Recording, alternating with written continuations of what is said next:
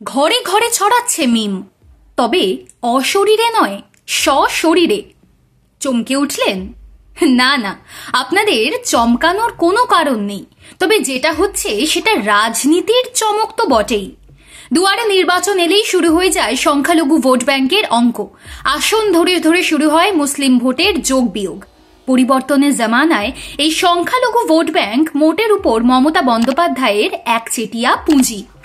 এক কাট্টা মুসলিম ভোট আর হিন্দু ভোটের ভাগাভাগির ফসল পরের পর নির্বাচনে তুলছেন তৃণমূল নেত্রী। কিন্তু এবার ২৬-এর বিধানসভা ভোটে কি ঈশান কোণে অন্য কোনো মেঘ? এখনই উপসংহারে পৌঁছানোর সময় আসেনি বটে। তবে সকাল যদি সারাদিনের ইঙ্গিত দেয়, তবে অবশ্যই নতুন করে রণকৌশল সাজানোর প্রয়োজন রয়েছে রাজ্যের শাসক দলের। বাংলায় ব্যালটের যুদ্ধ শুরু হতে এখনো কয়েক মাস বাকি, বদলানোর অপেক্ষায় অনেক সমীকরণও। তবে এরই মধ্যে একটা বেনজির ছবি জন্ম দিচ্ছে নতুন কৌতূহলের।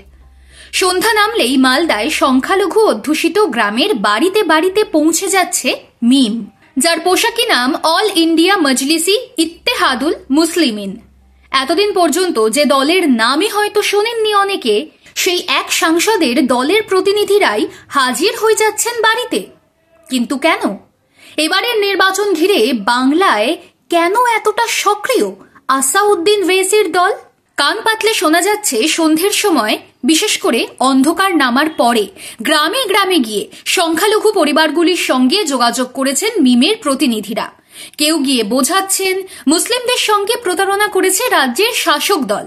কেউ বলছেন তৃণমূল বারবার মুসলিমদের রান্নার তেজপাতার মতো ব্যবহার করেছে।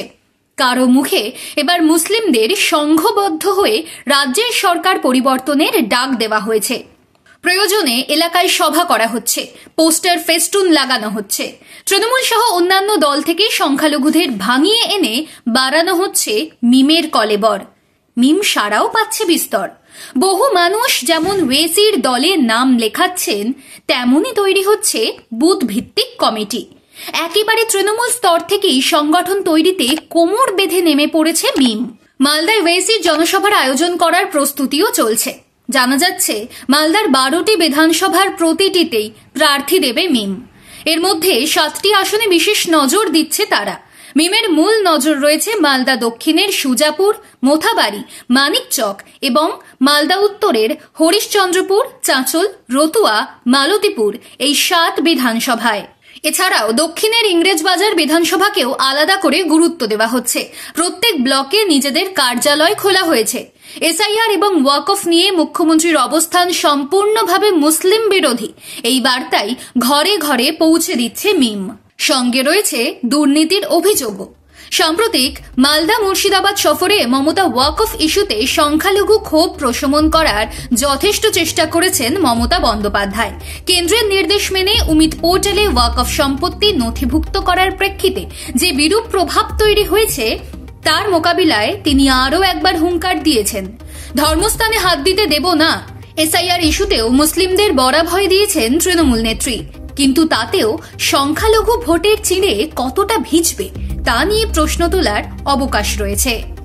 এমনিতেই ভোট কাটুয়া হিসেবে মিমের সুনাম সর্বজন বিদিত। সংখ্যালঘু ভোট কেটে বিজেপির সুবিধা করে দেওয়ার অভিযোগ তাদের বিরুদ্ধে বহুদিনের। এমন প্রেক্ষাপটে সদ্য শেষ হওয়া বিহারের বিধানসভা নির্বাচনে ৫ আসনে জয়ী মিমের বাংলায় এহেন সক্রিয়তা কালীঘাটের কপালের ভাঁজ বাড়াবেই। অবশ্য শুধু মিম একাই নয়, মালদহ মুর্শিদাবাদের সংখ্যালঘু ভোটের দিকে নজর রয়েছে আইএসএফেরও।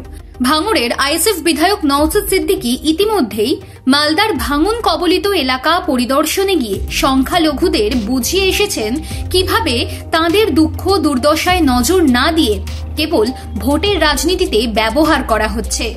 আবার হুমায়ুন কবিরও হুঙ্কার দিয়ে রেখেছেন, রাজ্যের ১৩৫টি আসনে প্রার্থী দিয়ে তিনি তৃণমূল আর বিজেপিকে বুঝিয়ে দেবেন তাঁর কত দাম।